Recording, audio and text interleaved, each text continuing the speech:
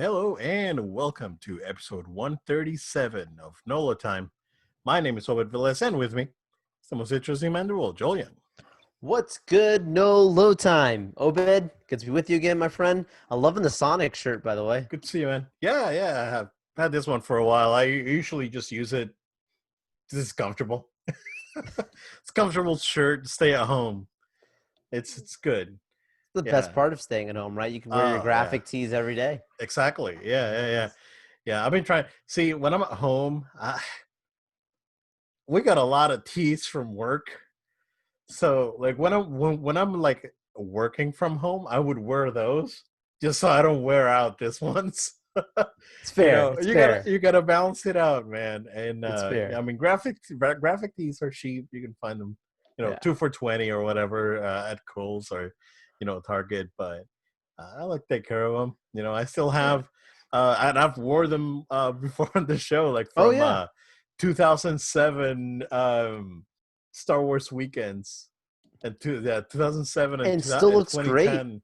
Yeah, they still look good, man. Yeah, I take good care of my stuff, sir. No, Obed takes I, good I care of think I stuff. take pride on I take pride on that. But also, not to get off topic, but also with I think you and I are the kind of guys okay, so not all nerds are just neckbeards and cargo shorts. Like we're Oh, the kind of guys that we also like to dress quite nice. Like if we go out, we're not just gonna go out in cargo shorts and a graphic tee. Like, dress well, take care of yourself. So I encourage absolutely, you, nerds. That's your wisdom for the day. absolutely. Look good, guys. Look good. You don't know what kind of creature you may attract. So just putting it out there, It's fair. gentle sirs, and ladies too. Just take that. But yeah, Joe, good to see you again, buddy. Yeah, good to see you. It's been a week. We've been talking through memes here and there this week, but not a lot of contact. I've been at home for most of the week. I took some time off, so it's been pretty good so far. We're getting ready to make some changes to this room. Hopefully, they don't backfire on me. So we'll see. Hey man, gotta do what you gotta do. It's working from home. You use that extra travel time, that extra whatever time that you usually lose. You use that time to make some home improvements, and Dude, I've that been doing the same. my travel time has been game time, Yeah, basically, yeah. because I on average I would spend like an hour and a half commuting, um, and I've been so that's an hour and a half that I spend gaming in the morning, basically. I mean, an hour and a half between the back and forth. So um, I've been definitely taking advantage of that time and putting some game time out there. So That's yeah, good. especially checking out that Battlefront again, man. There's I guess Yeah, 3 million players, man. Like last week, I heard it's rooms are packed, man. I got actually like it's been a while, but I got first place on a match yesterday. Not yesterday, yeah, yesterday morning. So I was like, I felt pretty good, man. sniping all the I noobs. mean, well, I granted that we were playing as Empire. I was on the Okay. Empire team, and I started playing as the as officer as I usually do, and then moved on into Death Trooper. So it's like Death Trooper is still very OP. It's been definitely nerfed. They nerfed that grenade, that sonic grenade. They nerfed that uh, pretty pretty good because they added the like the radar feature to the infiltrator class. Is it agent or something that they call it? Yeah. It's the infiltrator class, and they've added a radar feature to all of those on every team. So they took that ability for that sonic grenade to actually ping people in the map. Um, so it's a shame. And they've also changed the blaster. It's the proper blaster now. I mean, it's it's the actual blaster that the Death Troopers had in the movies, or at least in Rogue One. So they've nerfed that. It's a little bit slower. Although you can now run with the overheat or overpower or whatever they call it. So that's pretty good. That's all But right. yeah. Troopers already have terrible aim. Oh, not in this game. Not in So No. they've gone against the traditional Star Wars cinematic green, and they actually gave you good aim. 4 out of 10. It's not realistic at all. Stormtroopers actually hit stuff now. Nice, Um, nice. but yeah, dude. Other than that, other than gaming, I finished Rebels. So you know what? Before we talk, we go into that because we can probably segue into something else. That's pretty much what I've done for the week. Other than I did get some upgrades for Father's Day. I actually now have uh, a really nerdy full Ooh, RGB mechanical keyboard. nice. So the this is the Racer Black Widow. So it makes clicky sounds. Really like it.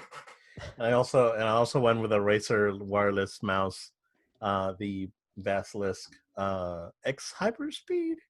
Uh, Very good mouse too. I'm using it on Bluetooth right now because I also fixed my Bluetooth. I rage quit that Bluetooth module. So I mentioned it last week, right? Right. Then Friday morning, I started finagling around with the Bluetooth thing again, and I got tired of it. I yanked it. I tossed it. Like I tossed it against the wall. I don't know where it is right now. Maybe it's hidden somewhere. But I went ahead and bought a TP-Link adapter, and that worked like right away. No problems with the mouse. No problem with the DualShock 4. DualShock 4 itself, for some reason, depending on the game, will disconnect.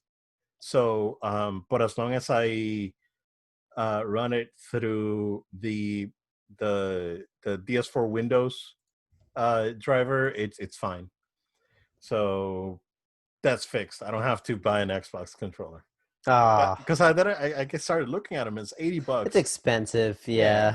Yeah, and I mean for the amount of gaming that I'm doing on my machine, it's not worth it. Half that price, you probably could have said, but it's, for what, Uh, and I understand why they're that yeah, expensive, like to some degree, but it's just, yeah, yeah. because you get the dongle plus the Right. controller. The controllers by themselves are 65 or whatever, 50 something if you see them on sale. But it was not worth it. So I just spent $16 on this new adapter and it worked.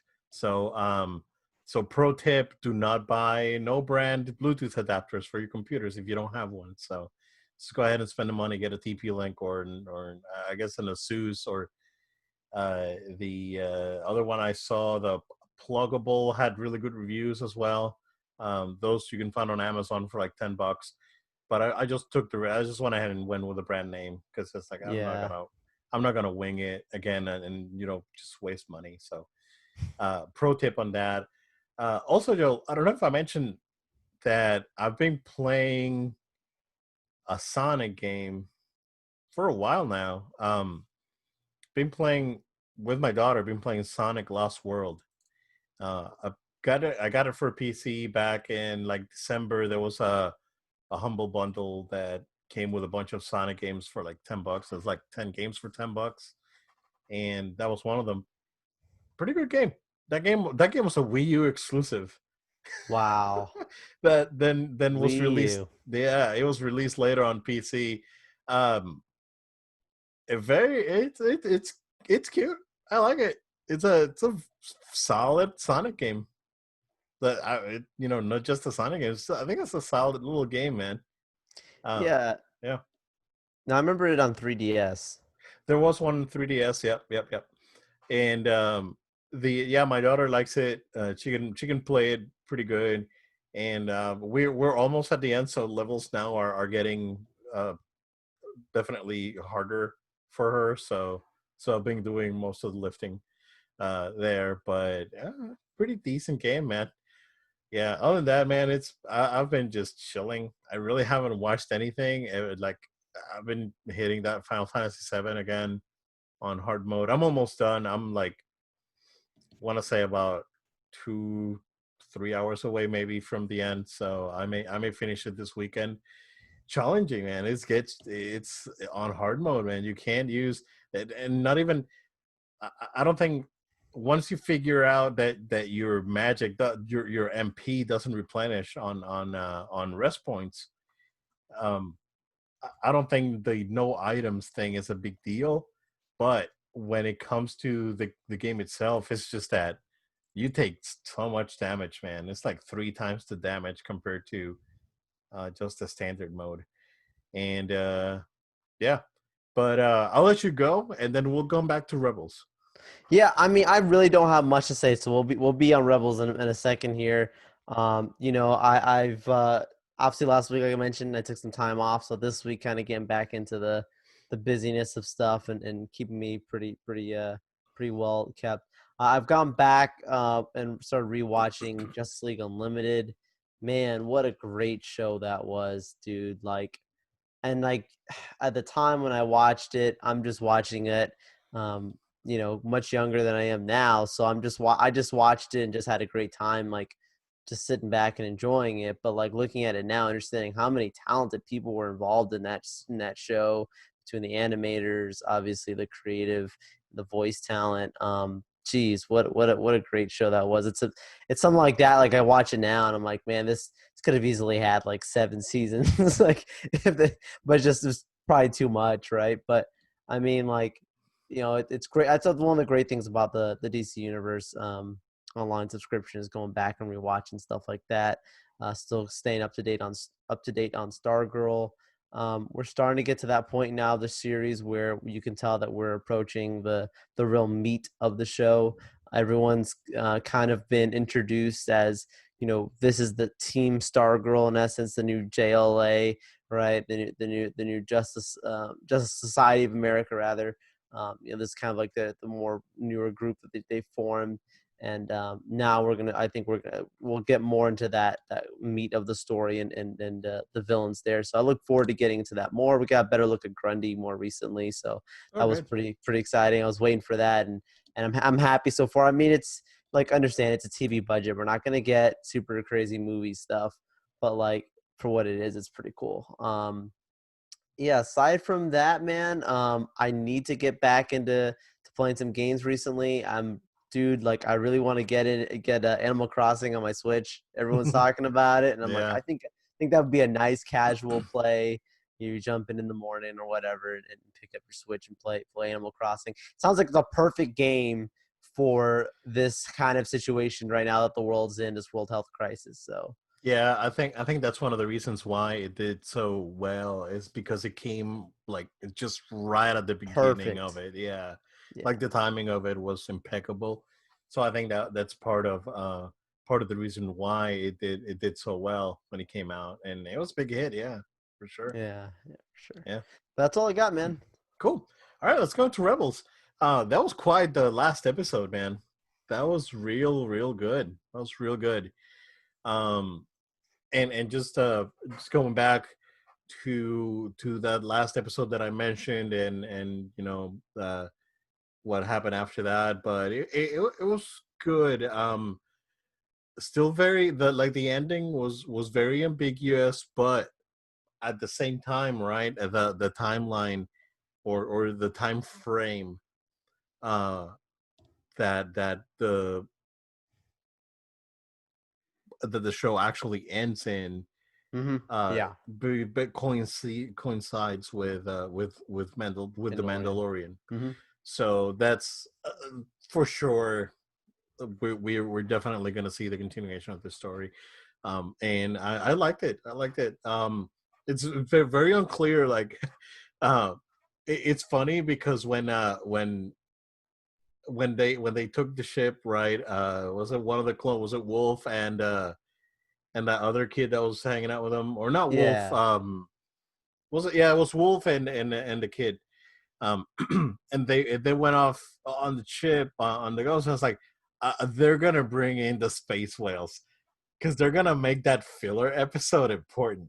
You just watch this, and that's exactly what happened when they went back and got the space yeah. whales. Um, It kind of makes up for it well. yeah, because that episode was not good. That No. episode was not good, which is it's great, right? When you have the opportunity to go back and actually give meaning to something that otherwise would seem like just a waste of time. Mm-hmm. So that was really well done. I wish more shows, especially with anime, would do that. Like address the filler episode somehow. I mean, I think it was genius the way they did it. So it was pretty good. And then and then at the end we see that Sabine goes off with Ahsoka to try and find Ezra.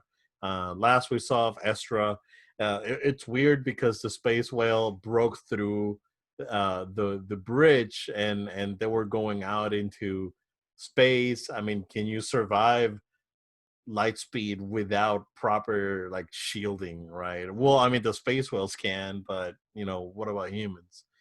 So now that opens a whole can of worms when it comes to you know, interdimensional travel, which is technically what light speed in Star Wars canon is. So but very good.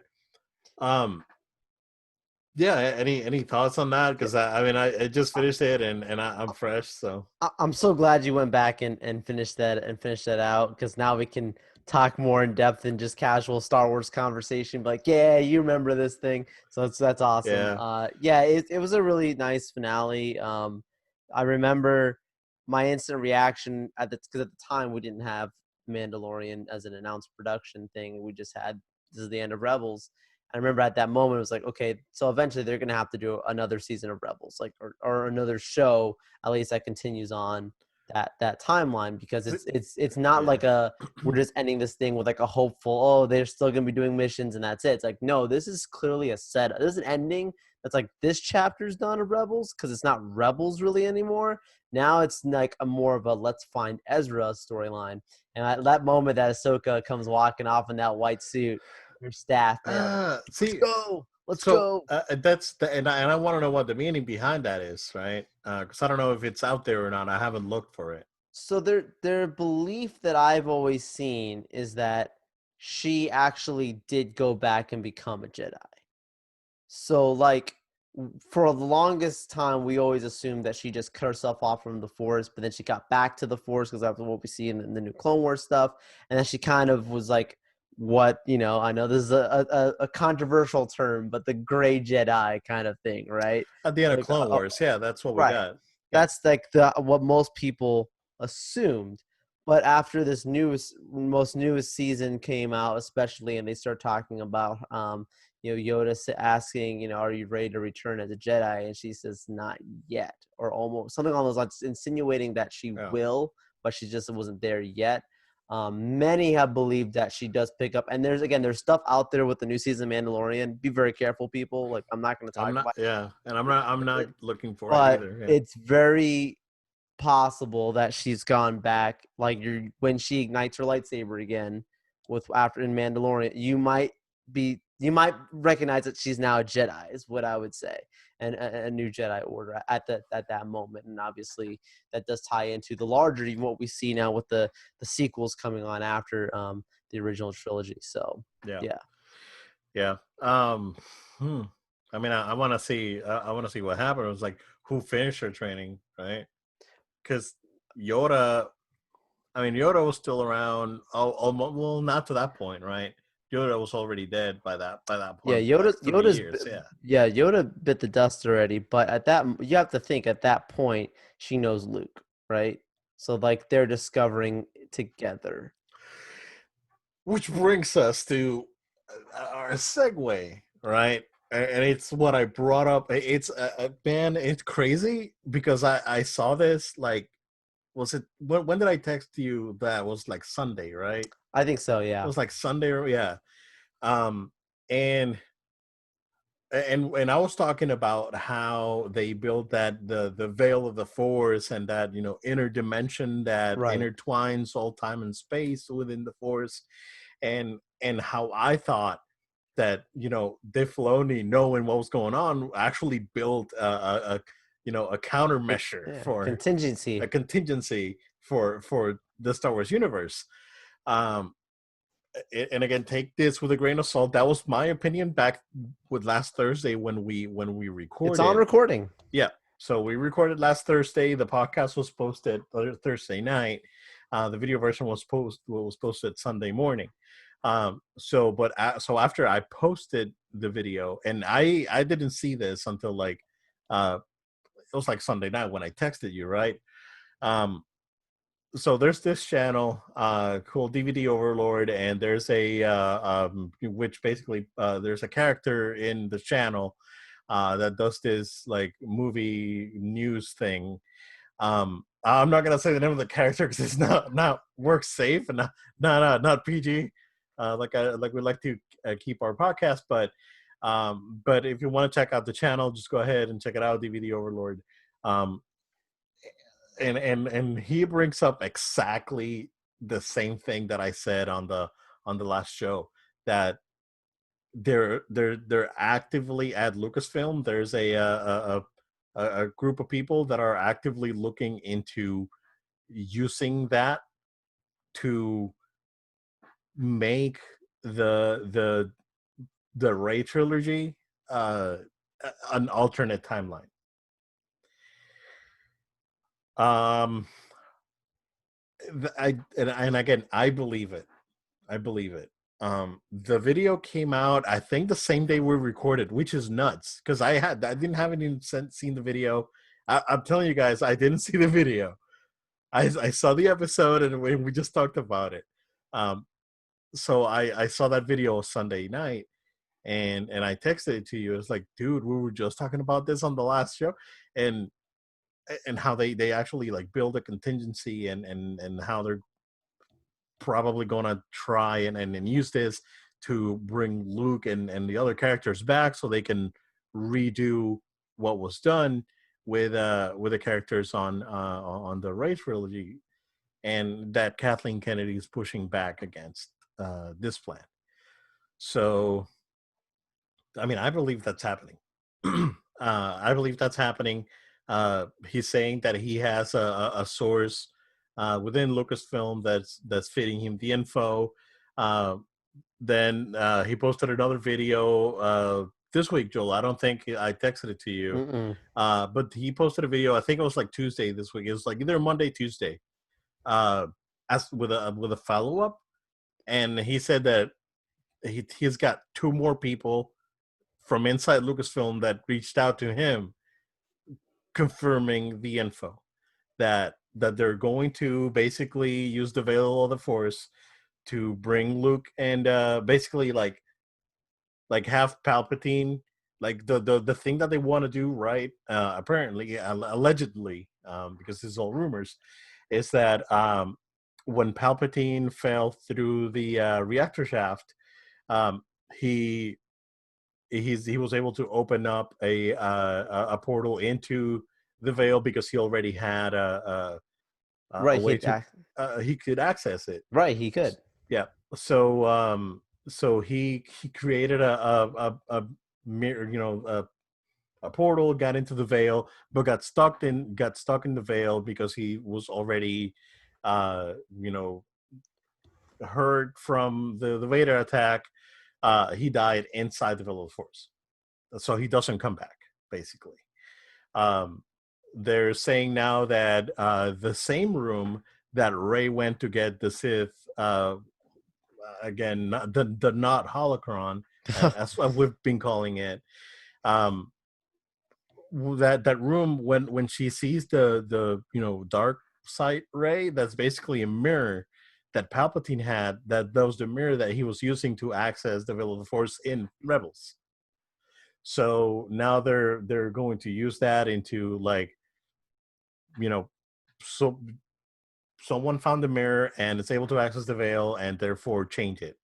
So what apparently is gonna happen is going to be, basically, they're going to keep going with the Ahsoka stuff, and um and they're gonna like recast Luke. Like, they're gonna recast the crew basically, and they're going to make the Ray trilogy an alternate timeline. That's that's the rumor, and Kathleen Kennedy's fighting against it. I don't doubt it. Um, but you know, it's out there. I mean, I'm telling you guys, I didn't see the videos before I talked about it last week, but it was like, dude, it was like everything I said about Dave Filoni and him building a contingency into this thing. It's nuts, dude. I don't know. What do you think? So here's the thing about the idea of using the veil, this force veil, to kind of, um, it's not. I don't want to say like reset, but reshuffle things. Like at that point, you're not just looking at. And I think you know this, but like I'm just saying to our listeners, like at that point, like you're not just changing things or protecting yourself from the sequels. Now anything in Star Wars can be touched. So that we're talking prequels, we're talking the original trilogy, and of course the sequels, That's what because we that talked force about field when touches everything. exactly. That's what we talked about last week. That Right, you could potentially even change Anakin's fate. right. Like Order I don't think. 66 Yeah, maybe doesn't happen because you go in and change things. yeah. I don't think they'll go that far into changing the canon. But that's my point. I think though about like they're like I'm sure if this is all true, I would have to imagine. I mean, Lucasfilm has such a wealth of stuff in their universe. Like I'd have to imagine somebody's thinking of, so how do we protect ourselves from saying like, hey, we can and can't touch this. Like we have to now create rules for this force field. Like because it's only been Hmm. tapped into, but we don't know enough about it, and The so this full is the extent. moment to Yeah. establish that mythology of what can and cannot be, right? And you have to give a good enough reason. You can't just say the force stops us from touching these moments like that. You can't just do that. Because that's Space magic, someone dude. because someone's gonna be like, that's convenient. You know what I mean? Like it's like you have Yeah. to say there has to be some type of another point to it, right? Like, hey, you touch this literally, and you don't even exist. And if you don't exist, and that doesn't exist, and everything collapses, right? Like there has to be some kind of like, okay, like these are definitive, untouchable things. But in order for you to not, again, if you're not going to do that, then why even entertain the veil at that point? Just pretend like all of Star Wars never existed and just start clean slate now. That's not going to happen. So I think that's why, like, obviously, like your point, like you use it more as a contingency, use it as that safety net. Yeah. Do I believe this? Half and half, man. I would say I'm 50-50 on this because Yeah. it makes so much sense that I can't dismiss it. Like I can't dismiss it because it makes so much sense. What you've said, then we're hearing this from this other thing, but I don't know this other guy from Adam.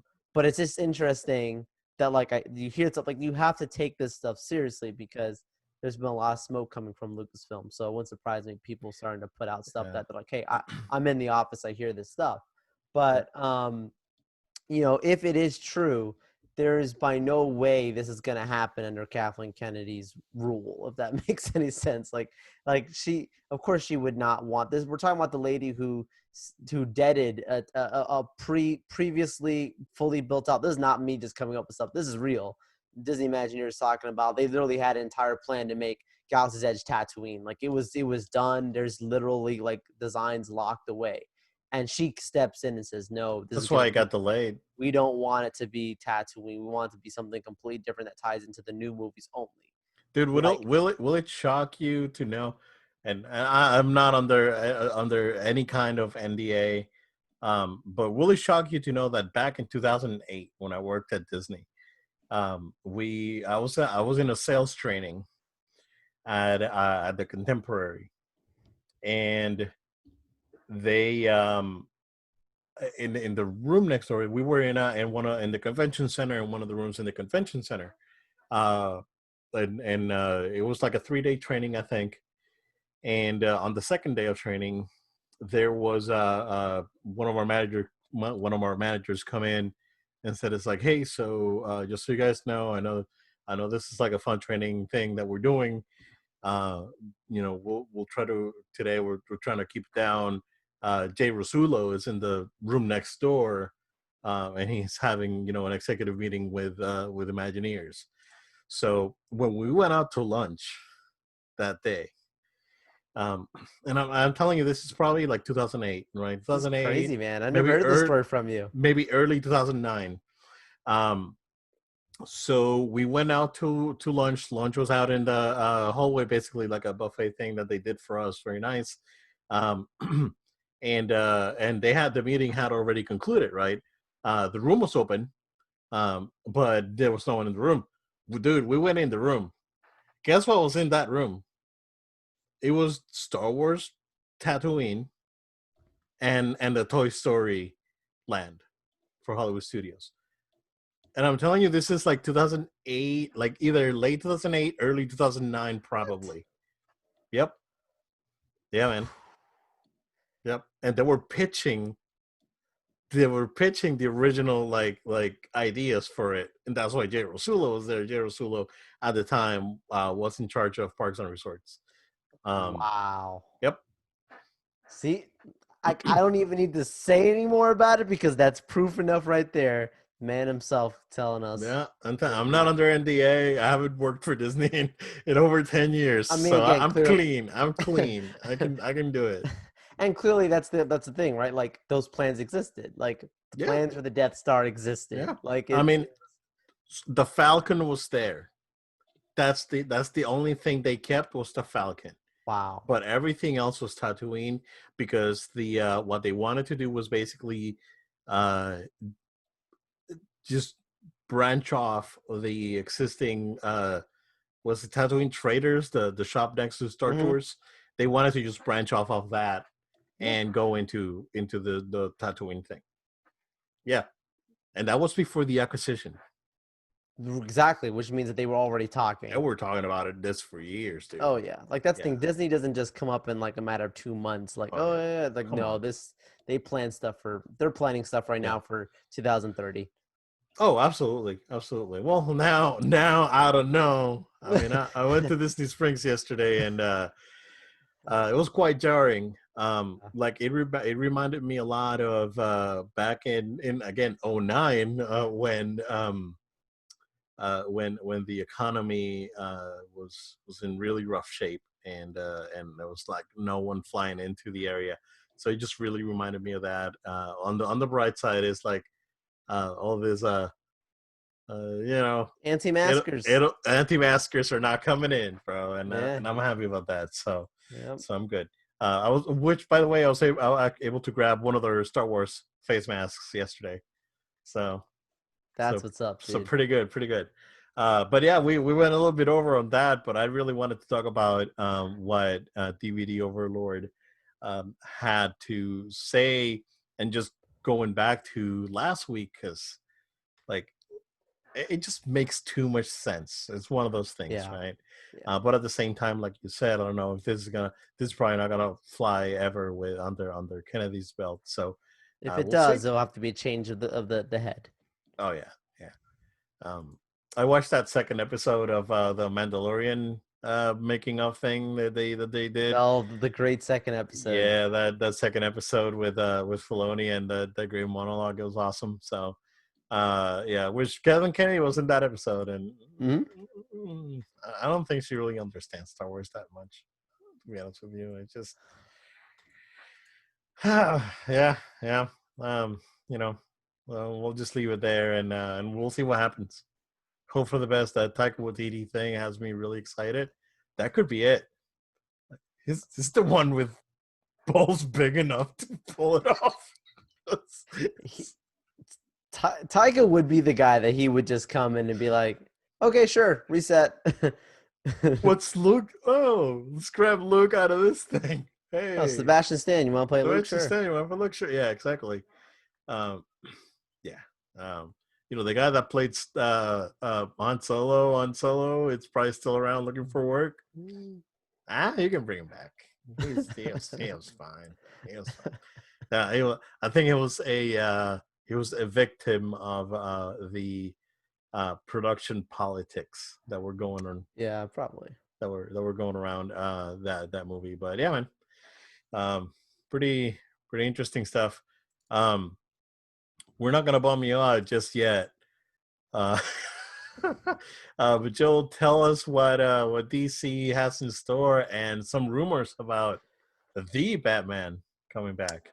Absolutely. I'll go ahead and tell us about first the DC fandom event that's coming out. So we didn't cover it last week. Just we had a bunch of stuff to cover, but I thought I'd talk about this week, and I think it's going to tie in pretty well into to the next main story here. But basically, there's going to be a DC fandom event. It had been rumored for a bit that in earlier June about that DC was going to be putting together an online event that would kind of take place and cover all the stuff that they had originally planned to do at Comic-Con, but now bring it virtually. They were internally discussing this stuff at the DC headquarters, and so they put together this DC fandom event that they're calling it. And really, it's just going to be an online thing where you're going to have different universes that you can explore. They've not fully explained how it's going to work. Like, it's probably just going to be a website that has, each page kind of has it's basically its own universe, and each page will have each of these interactive things going on. Some will be just videos, other things will be actual interactive parts. They've even talked about. So I'll first go through the different universes. The first one is a DC Watch universe. That's just going to be kind of like their behind the scenes with their films and TV and games, right? And that's going to be like the main kind of like Comic-Con Hall H kind of style stuff that they're going to be having going on there. Rumors are that we're going to see our first footage for the Suicide Squad. There's some type of thing that they put together originally for Comic-Con that they're going to actually put online there, so that's going to be pretty cool.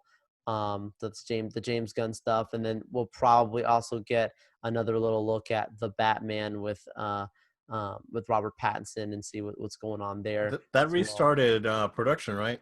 So I had heard originally they did restart, and then with the news that we'll talk about afterwards, supposedly they actually have only doing like they've picked up production, but they've not actually started filming like production like yet. So I'm not sure. Basically, it's in the works now, coming back alive. If whether they have or haven't started filming, I'm not exactly sure. And then you start getting into well, first of all, the DC Watch verse. One of the last things that they also talked about, I talked about 2 movies, but also games. There's the rumors that they're going to show the 2 games that Obed and I have talked about beforehand. Another WB Games Batman game and a Suicide Squad game that's going to be coming. So the Batman game is supposed to be done by Montreal, and then Rocksteady is supposedly working on the Suicide Squad game. Right. Yeah. So those we should see both of those, and this is all this event is going to be coming up in August. It is August 22nd. So we'll see how that fully goes. They have other universes. They got the U universe, whether it's gonna be like almost like the cosplay and stuff that the fans do. They'll show stuff online. You got the kids universe. It's gonna be a bunch of different videos and stuff for kids and games for kids to play. Disney Insider.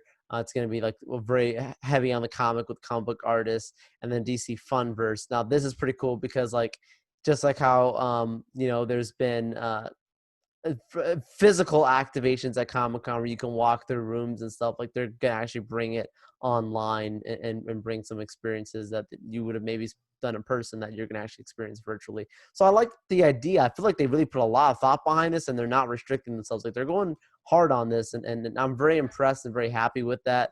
They could have easily just resorted to just whatever Comic-Con's going to be doing virtually themselves and just say, we'll have like one video, whatever, go out there and this is what we're doing and that's it. But instead, they're just putting together this nice event. So I think that's going to be pretty exciting, and I'll definitely be tuning in from home. What do you think, Obed? Interesting. Yeah, well, we'll see what comes out. At least I can't wait to see at least a teaser for the Batman. And and it sounds like Suicide Squad it's pretty far along from what we've heard. So supposedly it's being edited from home. James Gunn on Twitter was saying that it's not like the quarantine is not like affected anything aside. Like they can still work from home editing it, so that's good.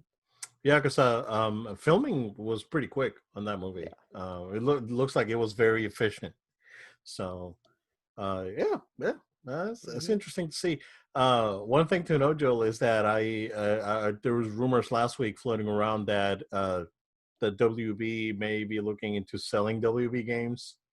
So, oh, really? Yeah.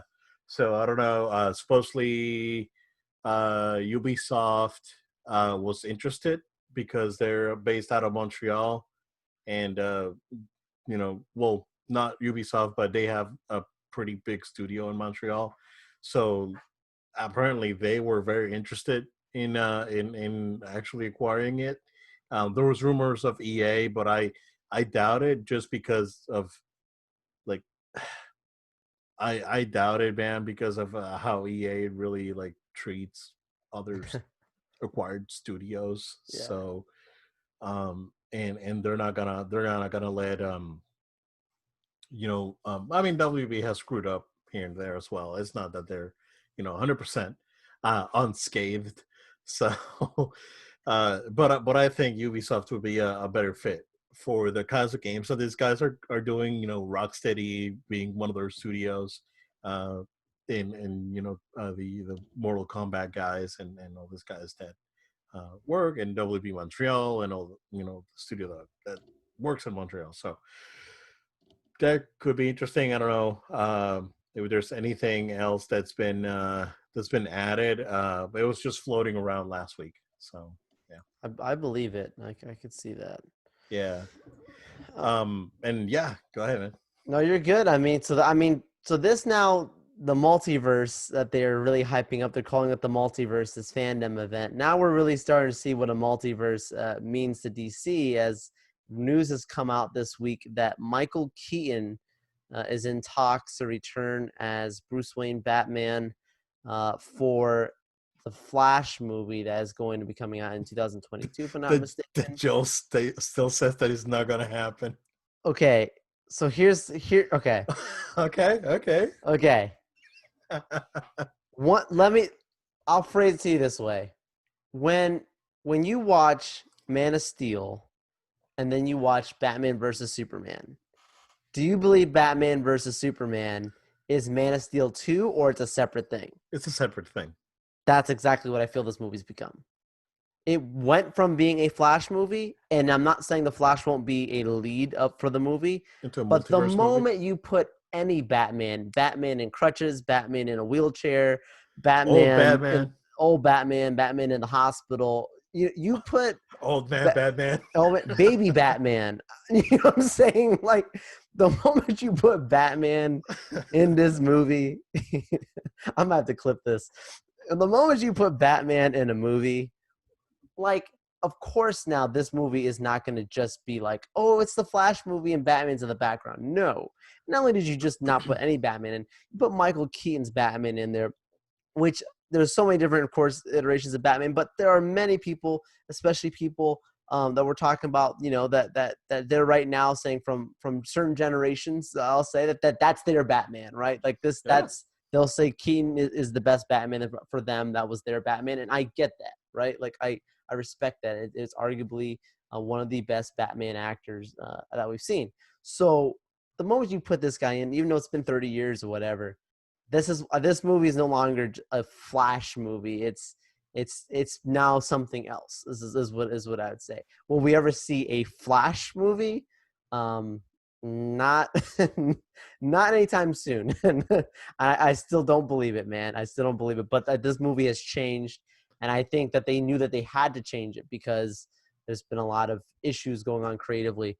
I'm very happy though to see this news. I think it's cool. I think it's a cool way to connect now, and branch out and cause more opportunity for them to not throw away some older iterations of things, because there's things that they can't visit, right? Like Ben Affleck's Batman's not going to come back. Like Yeah. I He's mean, done. like Yeah. it's done, right? But like there's other people who do want to come back. So having that ability to interconnect and say now we're in a multiverse, that's safe. So could this be what? Could this be a dream scenario, Joe? Because there's always been rumors, or not rumors, but fans have always wanted a Batman Beyond movie where Michael Keaton plays old Bruce Wayne. So that's a great point, dude. And I've actually seen, so the original reporter that broke this news, I watched a whole live video with him, and he was saying that like he would compare the early script for this, to being somewhat of a Batman Beyond-ish feeling to it. Yeah. Like you've got like this old Batman kind of like mentoring this young Flash. So it does plant the seeds. Like it opens that opportunity. So totally, man. Yeah, yeah. Oh, I think it's due. The time is ripe, Yeah. and they should go ahead and do that, because a lot of like 90s kids are Oh, looking I forward love to Batman Beyond. Batman Beyond. Oh Dude, yeah. Batman Beyond was the best. Oh, I That's love Batman great. Beyond. Like Batman, yeah, dude, and I gotta say, like, So when Batman, shui. so so Batman Beyond came out when well, it was like 99. Hmm. Yeah, because I was already older when it came out. So by then, the only thing that really grabbed me was, like, Dragon Ball Z and Gundam, and I have moved on to other things. Uh, I still kept, I still watch my, you know Animaniacs whenever it was on TV, because Animaniacs is just freaking genius. Like, there's no going around it, right? Um, and but when Beyond came out, I was like, oh, this looks pretty interesting. I'll watch it. It was Sucks you fantastic. in. It was Oh fantastic, yeah. dude. Um, and then they came up with the Batman series. That first season was so good, and then it just went to trash. I don't know what happened. I don't know what happened. Yeah, but that first season was really good, and I really like that first season of that show. After that, it's just not good. But Beyond was so good, dude, from like beginning to end.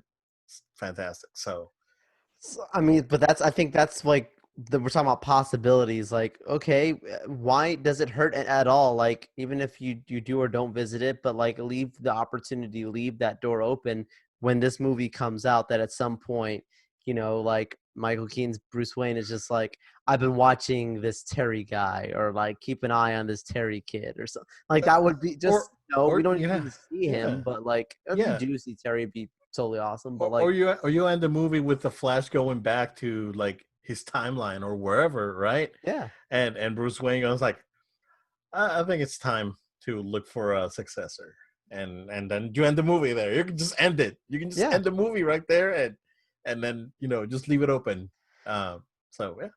So there's a lot, yeah, and there's a lot of people that have heard the news and they're like, "Oh, this is not Bruce Wayne. He's gonna be different. It's not gonna be the same thing for the old movies. He's gonna be Thomas Wayne and all this." Nah, Which it's is not gonna what be the Thomas Wayne.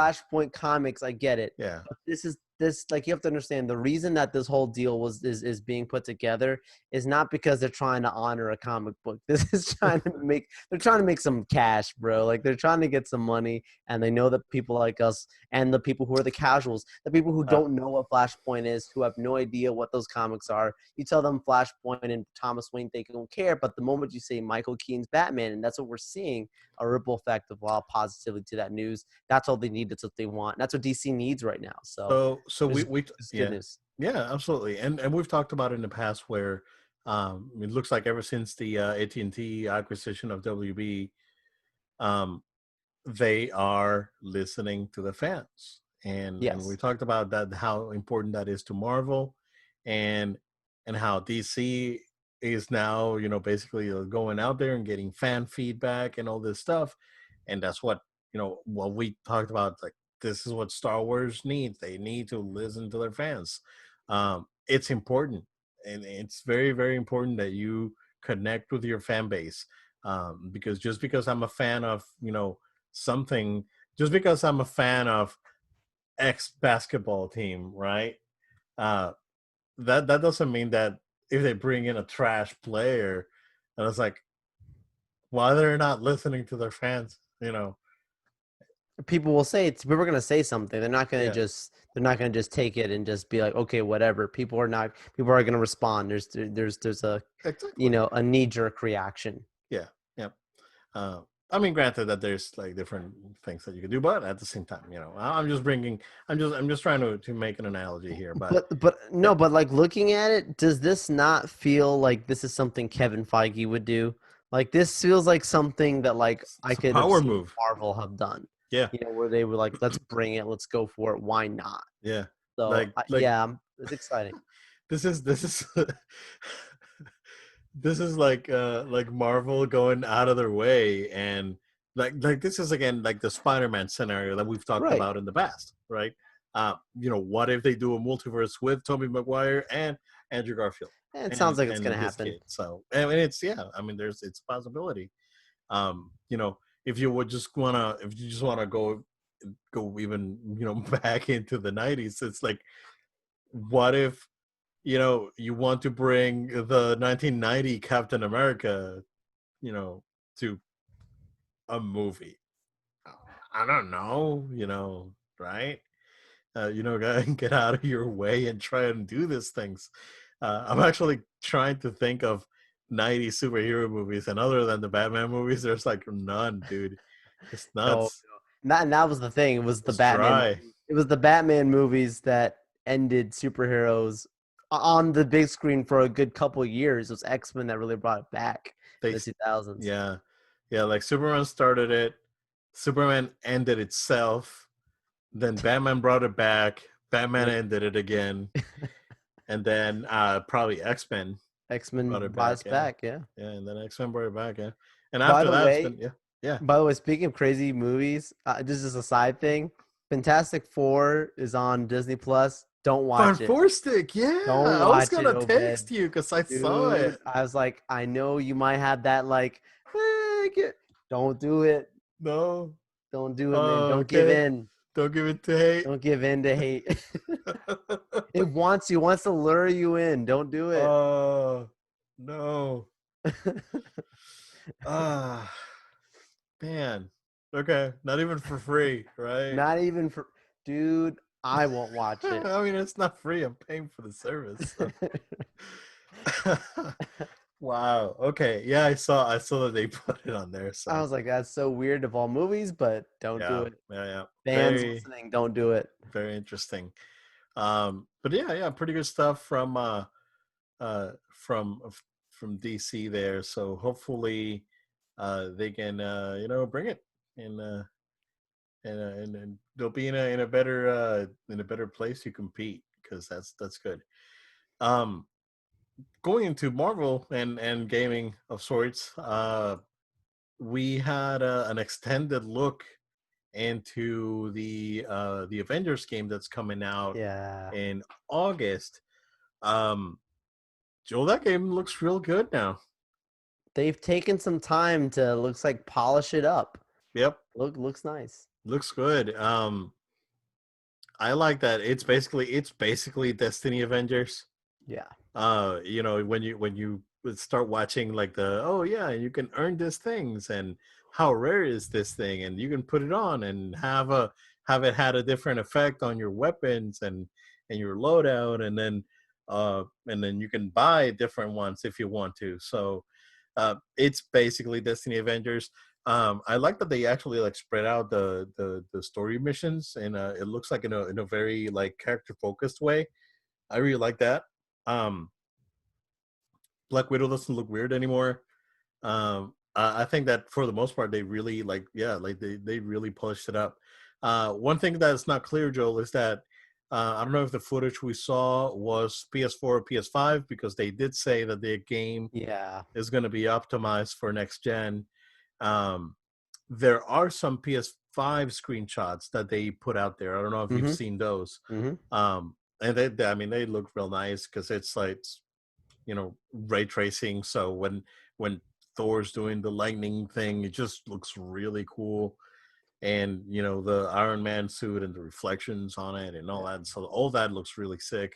But yeah, man, I saw the gameplay demo, and I haven't talked to you about it until now. So I Mm-hmm. want to get your impressions, because this is one that we were on the fence, and then you saw it behind the scenes last year. Mm-hmm. But what do you think, dude? Yeah, that my first instinct was, wow, this looks like it. They've actually taken some time to polish it up. They've taken some time to really expand the actual gameplay, because we got a very, I mean, like we got a lengthy, like we actually had gameplay that we saw right for it, and obviously it's all out there from that one main demo. But like, like you still don't get a sense of like how it's going to come together from a co-op standpoint, because that was one of the biggest things that that was also being talked about as a feature for this game. So we got a little bit of a glimpse of that in the gameplay here, and then I love the character models, some of the opportunities to have them in different appearances, like seeing Thor like in his t-shirt, he's got his man bun up, and he's just It's like my name is yeah. Doctor, whatever. Yeah, forgot his Yeah, I name. love that. MODOK being in the game as Well, well. yeah, That was confirmed a that he's big like the one. main villain. Yeah,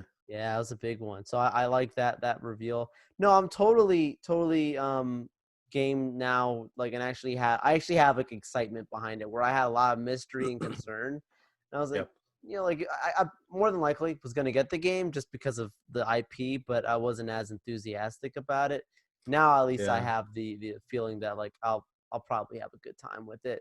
But I hope it's not broken when it comes out. I hope it runs well, and we'll have to find out, right? Yeah. You were a little bit on the fence, even after the closed doors thing you saw at Comic Yeah. Con. But I've been cautiously optimistic. But this one just like made it for me. This Yeah. like they they delayed the game because the game was supposed to be out already. It was coming out April, right, or May. Right. Right. So Uh, I thought it was yeah. it was like early May, and they looks like they really put the effort into making the game compatible with next gen and making it look way better than it looked before. Like even the because we saw part of Thor gameplay, um, and even that looked like It looks better. substantially better. Yeah, yeah. So they've put again listening to your fans and listening to feedback. Dude, these things are very important. I really don't know why Lucasfilm just doesn't want to listen to anyone. It baffles me. Anyway, uh, yeah, looks pretty good. Looks pretty good. I'm looking forward to checking out those reviews. This may be a game that I may get toward like the end of year thing. Oh, which by the way, the story that I had that I told you before we started recording, Yes. PlayStation. I had a PlayStation story for you. So 2 weeks ago during the days of play or whatever, right? Mm-hmm. I went ahead and re-upped my PS Plus, right? Right. So I'm checking my email. So I get my I had a always have an alert on my phone to remind me the day before PS Plus goes uh auto renews, just so I can keep an eye on the transaction, right? Um so the alert went off on my phone yesterday. It was yesterday morning, or let me see. I want to make sure. Yep, it went up yesterday morning, like PS Plus uh thing renews tomorrow. I was like, "Oh, okay, it renews tomorrow. I already renewed it and whatnot, right?" So I checked my email on my phone, and I get an email from PlayStation yesterday. It's like coincidentally, right? And the email said, it's like, we hope that you're enjoying your PlayStation Now subscription. And I was like, hold up. So I went back to the email, the transaction email. Dude, I subscribed to PlayStation Now instead of re-upping my PS Plus. So are you in a fail safe where you could cancel it, or like you have to get a month of it at least? so so I I opened a ticket with PlayStation yesterday morning. They were not open yet. Like their support was not open yet because their support's working from home. Um, so I opened a ticket. I talked to the robot. The robot opens a ticket for me. I tried for a half hour, dude. Like call, hang up, because there was no one of the that was not transferring me to anyone because everyone's working from home. So these guys are like late, right? So I was just like, oh man, I was like, I want to see what I can do here because I don't want PS Now. I'm not gonna use it. It's like if I'm to be honest with you, I would rather keep the Game Pass on PC than get PS Now. Wow. Straight up, dude. So um So I finally get someone, right? And give him my info, and I tell him, it's like, listen, so here's what happened, right? I was trying to re-up uh my PS Plus manually because of the days of play. Um, but I ended up picking PlayStation Now because your website was funky and it wasn't giving me like my option to view my subscriptions. It was saying no subscriptions available. And it's like, oh, that's weird. It's like, yeah, your website was not telling me anything. So I went ahead and grabbed the one quote unquote on sale. So, dude, and and I was like, I didn't know I had it until this morning. So I haven't even like downloaded the app to do anything with it. And it's like, okay, so all right, so when was we got the info. So when was the transaction? Okay, and then and how much was the amount? Okay, um, give me a couple of minutes. I'll be right back. And he puts me on hold for like a minute, right? Uh, and comes back. It's like, okay, I gotta wait for a couple things. So, you know, and then he just started doing like small talk. So you played a lot of games, and then are you excited about PS5 and all that stuff, right? And I told him, it's like, yeah, I'm excited about PS5. It's like, I don't. It's like, I'm not gonna pick it up this year because I'm gonna let the people beta test it for me, and I'll get it later. I usually You wait. told to support this. Yeah, dude. It's like, That's and he's like, dude, me too, man. I usually wait like 6 months at least to get new stuff, cause you never know what's gonna happen. And it's like, yeah, man. this call is So being recorded by. yo, it was recorded for quality purposes. Uh, and then we started talking about working from home and whatnot. I was like, oh yeah, so like PlayStation, like they had all their support basically, like work from home. I was like, and told so working from home too, and all this stuff. Um, and we just started like making small talk about games and whatnot. That's cool. But it's like, oh, give me 1 second, I'll be right back. So he puts me on hold for like a minute. It's like, oh, okay, so we'll go ahead and give you a refund for the PS Now, and your PS Plus is set to auto renew tomorrow, so you'll see that, and then we'll take off the PS Now. I was like a half hour later, I get an email confirmation, and then I didn't see PS Now on my account anymore, so they fixed it. Uh, so yeah, Dude, that's crazy. it's nuts. So I'm pissed that I had to pay full price for PS Plus though. Yeah. But at least I didn't have to pay $45 for something that I'm So, probably not gonna use. and the other half of it is, I don't know if you've heard this, Obed. I don't know the validity behind it, but I had heard something along the lines that it's being rumored that PS Now is going to be bundled into PS Plus with next gen. Maybe. So that would be maybe interesting for, yeah, especially from a backwards compatibility standpoint, right? Like you can replay old games. yeah, maybe to compete with Game Pass. Okay. Because Game Pass is, I mean, it's a pretty good deal. So yeah. Yeah. But yeah, that was my story. Um, Joe, IGN. We talked about it a few times. There's a few personalities that I like, a few that I personally don't like, that are no longer there. Most of them. So, uh, but what's interesting out of all of this, right, Joe? So IGN is it's in the news, not for the right purposes, but it was uncovered that two of uh,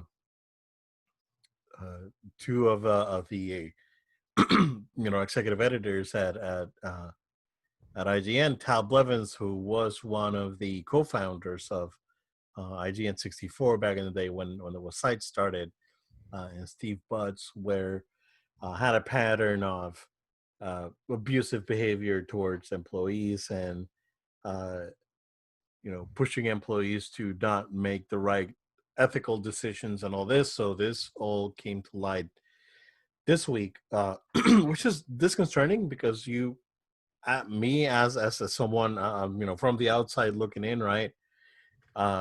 and I have my opinions about this, and I'll I'll talk about it. But from the outside looking in, um, I would see IGN as a dream job opportunity. I know that they don't pay well. They probably make more money than probably any of them making IGN right now. Which is unfortunate, because I do something that I like, but that gaming is something that I love. And doing something like that to me would be just a dream experience and a dream job. Little did I know that inside was such a nightmare. So Mitch Dyer, I wasn't a big fan of, um, because not everything. A lot of the gaming media and a lot of gaming journalism has been politicized, and I'm not a big fan of that. Um, yeah, there's you know things that they still need to work on, like representation and diversity and all this stuff, right? But not every game has to be either a sterile Thomas Was Alone, which by the way is a great game. I played it with my daughter. She loved it. It was fantastic. But not everything has to be that sterile experience. um, you know, not everything has to be, The Last of Us 2 with, when it comes to representation and diversity. Um, I'm glad for a game like God of War, where Yeah. they actually showed a responsible dad taking care of his son and showing his son to be better and all this stuff. And it was, fantastic game. So I'm really glad for that game. Um, so Mitch Dyer came out this week and basically said that they he was pushed to make a lot of uh, gray ethical decisions while working at IGN. The biggest one being that when the initial report came out that Amy Hennig was leaving Naughty Dog, um, that it was because there was like an internal power struggle, sort of like what we talk about the Kathleen Kennedy and Star Wars thing, right? It's like, oh, there's an internal power struggle, and everyone sells you the story, right? But in this case, IGN was the only outlet saying that there was an internal power struggle, and things happen within Naughty Dog and all this stuff. And then uh, we heard other people like Colin Moriarty saying, "I was like, I don't know if there's really this power struggle that's going on. I don't think that's necessarily true." I remember him saying that back then, um, back when there he was on Kind of Funny at that time when all this happened. But uh, just looking at like Vince Dyer being the hero, it's like someone that I was like, I'm not really a big fan of, but you know, hey, respect where respect's due, bro, and just great job on bringing this guys out. And then after Mitch did it, uh, Kaylee Plaguey, she's the reviews editor at GameSpot. Also, someone that I don't necessarily see eye to eye, but I appreciate her opinions. Um, Came out with another like personal experience. Not that she was made to make the gray ethical decisions, but worse than that, it seemed like there was a pattern of harassment towards her. So I think that when you can cross the line when it comes to like work ethics, right? But when you cross that personal line and you make someone miserable, like in her case, then these two douchebags at this point, right? Uh, you know, really don't deserve to be around in disguise. Um, Other IGN employees came out saying the same thing. The when I can't remember, but I believe when Steve Butts was let go, it was a male employee filed a complaint against him because of harassment, and there was other IGN employees that came out and said the same thing. Um, before I go into my opinions on everything, Joe, I mean, I think it's very clear that these two guys are, just complete a-holes, and there's nothing else to say right about that. Uh, but uh, but talk about just keeping that uh, that illusion up on IGN. That's nuts. I mean, we could kind of see it when we saw it when the Kind of Funny split happened, and we know we sort of felt that something was happening. Um, so yeah, that's crazy. I mean, before I go into my opinion, man, what do you think? Yeah, I mean, there's much to say, but there's not much to say. Like it seems to be a very clear case of what's really going on there when you have this many voices speaking, and it's something that has to always be taken seriously, something that has to be really taken action upon, right? It's always important that there's no excuses when it comes to doing the right thing. And so it's one of those situations where, like you said, doesn't necessarily matter. It doesn't necessarily matter where it comes from, of how you might feel about this person as a professional, editor or whatever. Like if you're going to be an ally or foe in these kind of situations, it's important for you to understand like what your responsibility is, and speaking up and assisting, reasonable change where it's necessary. So looking at this and knowing that IGN is arguably the top, up when it comes to news reporting from a popularity standpoint, and a large exposure. Like it's important that something like this does have consequences and does have changes, because it affects the entire gaming space. And the last thing we want is that the gaming space to be affected to a place where it literally it's like we come to gaming for it to be an escape. We come to gaming to enjoy our passions and our joy, and just to be in a world of just fun. Like you mentioned, it's something that you love, right? And like when people are working in this space, it's the same thing. Like these are stuff that's very near and dear to these people's hearts. And so, like I would say it's like just like any other passion, someone may have a love for children, and they're like in a missions field or something, helping kids, education or whatever, right? Like it's like a very sensitive thing. So you last thing you want is to hear a story like this, where something really bad for so long was going on in such a major place. But the good news out of this is that it seems like there is justifiable actions that are taking place. We hope that that's all works out in the right way it's supposed to go, and that the gaming space as a whole really takes notice and takes watch of it, so that way we don't see these stories become a frequent thing in the space. Yeah. What a lot of the IGN guys said after this came out is that I think Butts left in 2018 Mm-hmm. when he was fired. I remember. Mm-hmm. Uh, they're saying that it's gotten better. There's still work to be done, but it's definitely gotten better.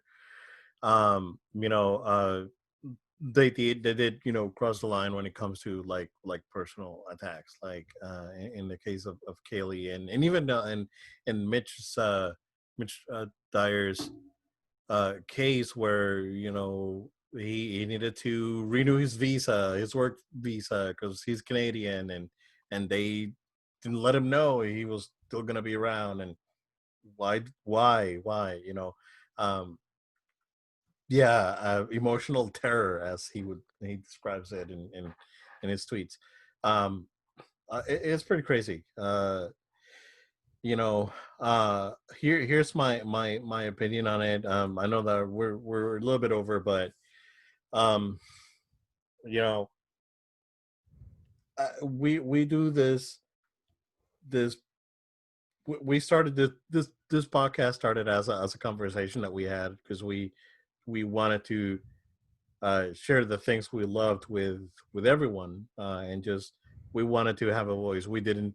We're like, we're not doing this to be, what's up YouTube, hit, subscribe and like and leave a comment and turn the, click on the bell, or we don't do it because of that.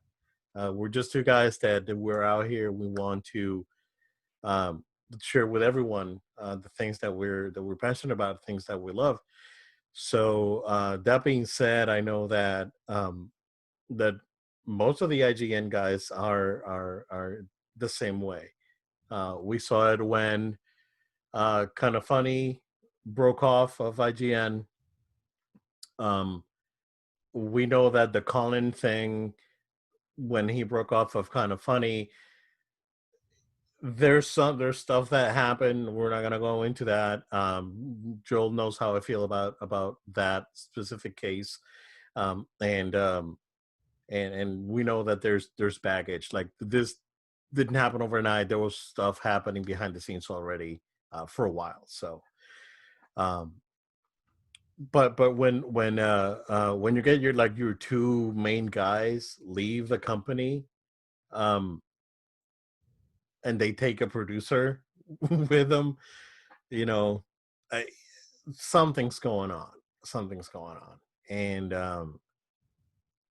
I think that uh, you know, I want to say that, like, I feel awful for the IGN guys that really had to go through all this crap, because um, most of those guys that are with IGN right now, um, I like, most of the guys that are, Brian Altano and uh, Damon and basically the Game Scoop crew, and then Brian and Max. Uh, you know, I like all those guys. I think they do a great job, and they're very passionate uh, uh, about gaming and nerd culture and all this stuff. And if do you listen to them on the comedy button for other reasons, to Brian, Max, and Scott and Ryan. Ryan, formerly from IGN, and Scott Bromley, we know it works for Lucasfilm now, and he was formerly IGN, and he basically came up with that new Jedi challenge show that's on YouTube. So um, I really like those guys. They're funny. They most of the time know their stuff. I mean, I need to learn this, right, because I'm a big like video game history buff, and I like my dates and my specs and all this stuff. Most of the time they get a lot of stuff wrong, and that's acceptable. That's why I like Jared Petty, because he was like me. I love that guy to death. So really miss him when now that he's not in the IGN crew. Um, but I really really enjoyed when he was around, because he was just like me, just like big, date and console nerd, and uh, you know I felt a kinship towards him. So anywho, my opinion is that I know that there's fear of you as an employee, you know as a bottom of the totem pole kind of person. There's this kind of fear that sometimes we go through when it's time to go against the higher ups. Um, I know that most of us have been through that. Dude, in the cases that I've been through that, and I've been through that, we just straight up quit. Um, you know, that's it's as simple as that. If you're at a workplace that you're not comfortable with, your manager is an a-hole, and they're making you do gray moral stuff at work, quit, find another job. And I know it sounds like, well, that sounds very simple. It's like, trust me, it is, because I would rather just leave and have a coworker give me a reference than just keep that. Um, I've done it. I've done it twice before. Done it twice in my life where I've been really uncomfortable with a position that I'm put in, and I quit. And I've quit jobs without having jobs, dude. And I've quit jobs when I was like broke. I had no money, and I've quit jobs when I was, you know, broke with no money and in debt. And I've quit jobs when I had a little bit of money, but my wife was pregnant at the time.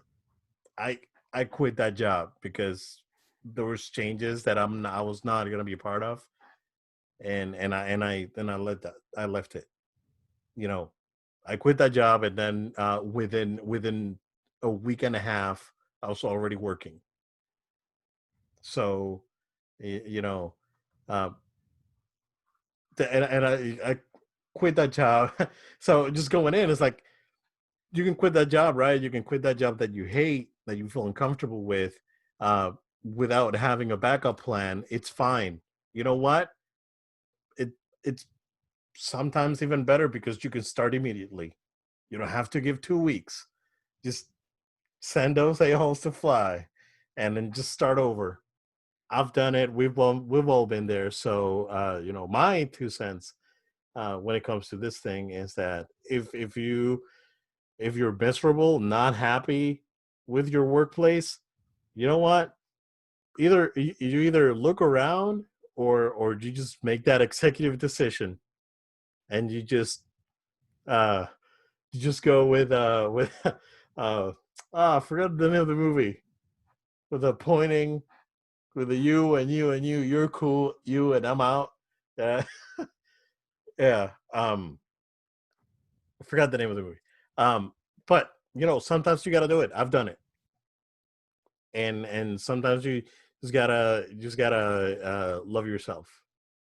And and and I'm sure that this IGN guys right now, if they like right now, they don't have this problem, right? But back then, they could have just quit their job and find something new, and they would have been fine.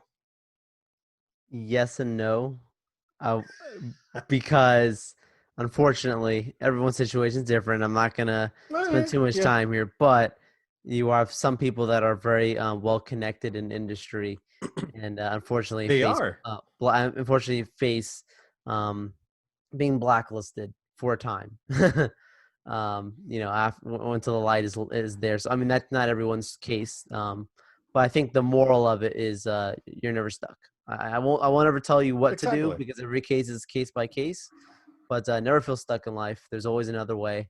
I learned that's a huge life lesson. I tell many dude. people, young people and old people in general. You're never stuck in life. Don't ever get into that place where like I'm stuck. Like there's always another way. Dude, I would rather, if I'm miserable at a job, I would rather just find work at like Disney World, like a ticket taker. I don't care, as long as I do something until I land on my feet. But well, maybe it's just me and being too old, right? And haven't gone through many experiences. Um, Maybe that's the old man in me. But you know what? Get a career, do a career change. Sometimes it just doesn't work. It's never too late to do a career change, dude. So if you're miserable at your job, don't do it. Just be sure that something else is gonna come up, and I'm sure you'll be fine. So words to live by: take risks, if you know what I mean. That's all I got, sir. I don't know if you have anything else, but That I was that was a lot, man. That was a lot, but I mean, it's I'm glad we could hopefully inspire people. Like I said, at the end of the day, don't feel stuck. no, Hopefully, absolutely not. I'm glad that it seems like what's going on with IGN is somewhat behind them, and it seems like it's going in the right direction. I hope that for many people, because obviously right now it's we're in a we're in a we're in a health crisis. So to switch careers is not the time to do it. So hopefully you all Yeah, are in a situation where you all are well, and of course we hope for a better world. And that's the thing. It's like it's not even just the gaming space. Of absolutely. course, we don't want seeing that stuff in the gaming space is challenging. Unfortunately, it exists in many other places too. Oh, But absolutely, but absolutely. it's a crazy thing that we wish would not be a story for many people. But We're fortunate, like you and I are truly fortunate that we um that we have an opportunity like the one we have at the moment, right? We don't know what the future will hold. But I think and this is something that I always tell to whenever I had like uh whenever one of the younger guys or an intern asks me for advice at work, I tell them that they're truly fortunate to have that work experience at our workplace, and I'm truly grateful for the not only the company that we work with but uh, our peers, because I think we definitely have an absolutely outstanding team. So you know, yeah, man. Yeah, for sure. Guys, I hope you are continue to enjoy and stick with us. We've got a lot more great stuff coming. I feel like there's going to be some more news coming for PS5 and other things to talk about. We didn't even get time to talk about the Apple stuff, so we might have to swap that into next week. yeah. But guys, thank you again so much for taking time of your day to watch and listen to us here on No Load Time. We want to encourage you to stay subscribed. Go ahead and subscribe to the podcast version, iTunes, Google Play, SoundCloud, and Spotify. So go ahead and find us on those audio platforms. Or, of course, you can follow us on our video version, which is on YouTube, on our YouTube channel. Subscribe there, like the videos, comment, share, all that good stuff that Obed was mentioning that those YouTubers do for. Of course, we encourage you guys to stay follow us on social media. So follow us at No Load Time. That's at No Load Time. Facebook, Twitter, Instagram, and Twitch. Stay subscribed, stay following us there, so that way, of course, you can see all this information, new episodes drop, and other fun stuff that we like to share on there. And of course, we always welcome feedback. Maybe you've been inspired by some of the stuff we talked about today. Maybe you've got another question or comment. We welcome it. So send an email to noloadtime@gmail.com. That's noloadtime@gmail.com. Thank you all again so much, and we look forward to seeing you all on our next episode. Thank you guys. Stay healthy. Wear your masks. We'll see you again next time.